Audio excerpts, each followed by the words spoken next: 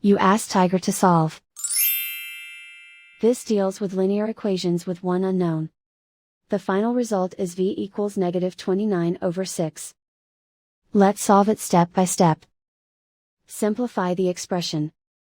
Simplify the arithmetic. Group all constants on the right side of the equation.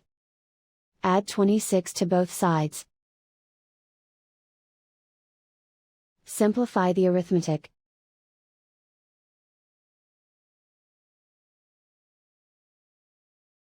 Isolate the v. Divide both sides by -6. Cancel out the negatives. Simplify the fraction.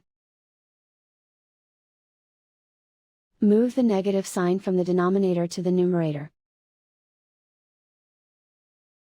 And so the final result is v equals -29/6.